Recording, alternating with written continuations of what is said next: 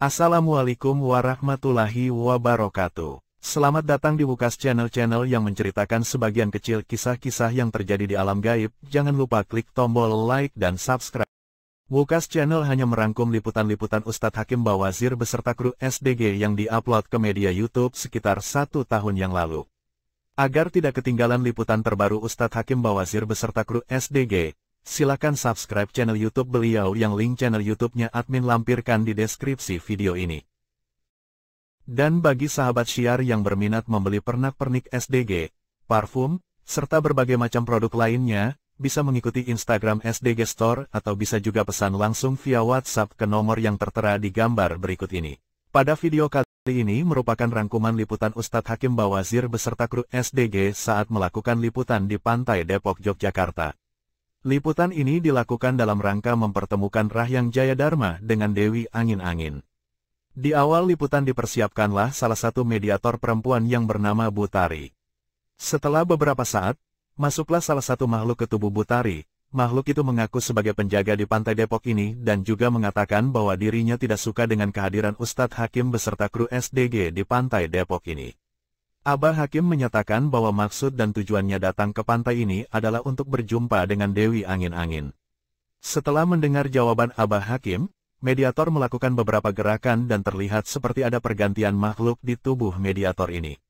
Makhluk yang kedua ini mengaku sebagai Dayang Laut Selatan dan mengatakan jika ingin mengundang Dewi Angin-Angin maka harus menyediakan bunga melati sebagai persyaratannya. Namun dengan tegas Abah Hakim menolak permintaan itu. Dan Abah Hakim menegaskan bahwa menggunakan bunga seperti itu bukanlah cara Abah Hakim berinteraksi dengan makhluk goib. Lalu Abah Hakim meminta kepada makhluk itu agar menyampaikan pesannya kepada Dewi Angin-Angin, bahwa saudara kembarnya yaitu Rahyang Jayadharma ingin berjumpa dengan perantara tubuh manusia.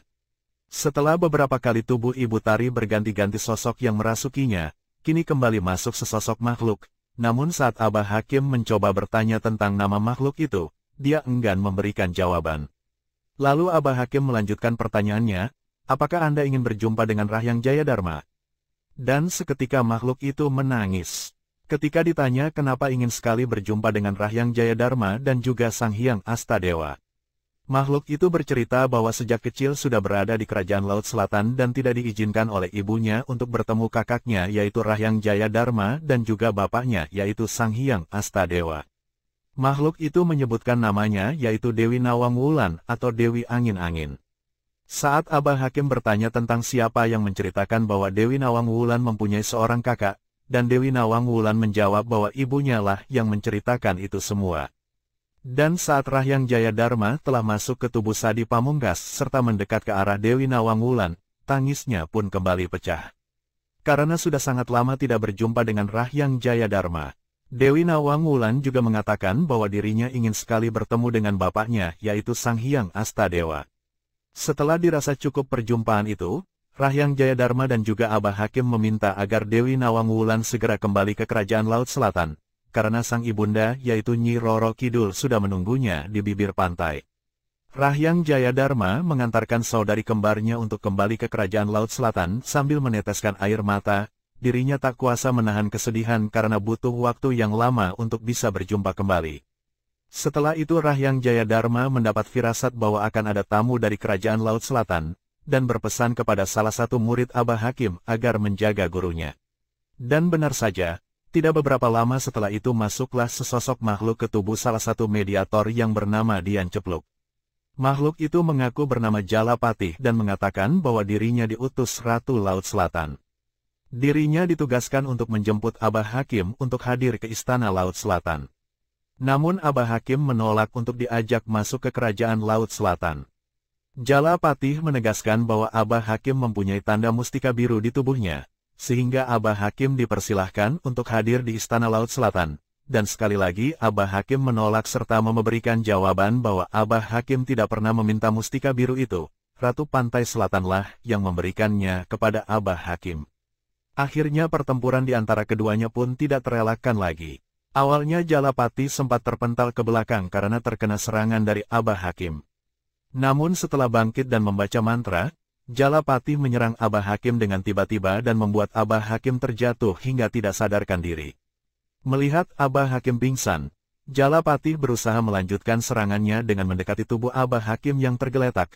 Namun dengan sigap Rahyang Jayadharma beserta beberapa pasukan maung masuk ke tubuh beberapa mediator untuk melindungi Abah Hakim. Setelah Jala Patih dapat dihentikan, salah satu murid Abah Hakim berusaha menyadarkan Abah Hakim dengan melantunkan doa-doa perlindungan dan juga diikuti Rahyang Jayadharma yang berusaha mengambil mustika biru yang sempat ditanam Ratu Laut Kidul dari tubuh Abah Hakim. Setelah berhasil tercabut dan Abah Hakim kembali tersadarkan, Rahyang Jayadharma berkata kepada Abah Hakim bahwa mustika itu akan dikembalikan ke Laut Selatan.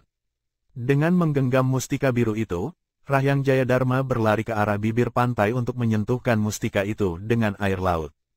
Dan dengan nada marah, Rahyang Jayadharma berkata,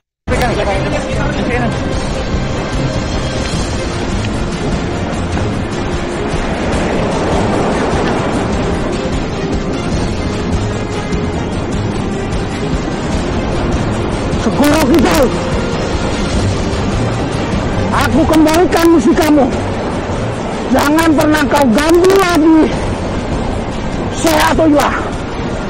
Jika tidak, Laut Merah akan menghancurkanmu. Ingat itu. Bismillah. Bismillah ya Allah. Datanglah. Datang. Datang.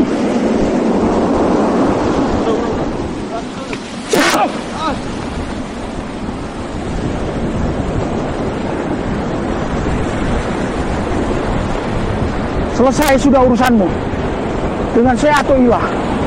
Setelah kejadian itu, Rahyang Jayadharma langsung keluar dari tubuh Sadi Pamungkas. Setelah melakukan prosesi penyembuhan diri, Abah Hakim memberikan beberapa penjelasan terkait kejadian itu. Mustika biru yang ditanam di tubuh Abah Hakim itu berfungsi sebagai pelebur sukma. Ratu Laut Kidul sudah merencanakan untuk menculik sukma Abah Hakim. Seandainya tadi Jala Patih berhasil mencabut mustika biru itu dan dibawa ke kerajaan Laut Selatan, maka sukma Abah Hakim akan tertawan di sana. Karena mustika biru itu juga berfungsi sebagai kurungan bagi sukma Abah Hakim. Sejak mustika itu ditanam, Abah Hakim hanya punya waktu 99 hari untuk mengeluarkan mustika itu dari tubuhnya. Jika tidak dikeluarkan maka bisa-bisa Abah Hakim akan kehilangan akal sehat atau gila. Abah Hakim juga berkata bahwa beliau mendapat hikmah dari kejadian ini, yaitu meskipun diri kita di pihak dan jalan yang benar, jangan sekali-kali meremehkan musuh. Kita harus tetap cerdik dan selalu waspada. Demikianlah rangkuman liputan Ustadz Hakim beserta kru SDG di Pantai Depok, Yogyakarta. Untuk cerita selengkapnya ada di channel YouTube Abah Hakim yang link videonya admin lampirkan di deskripsi video ini. Terima kasih.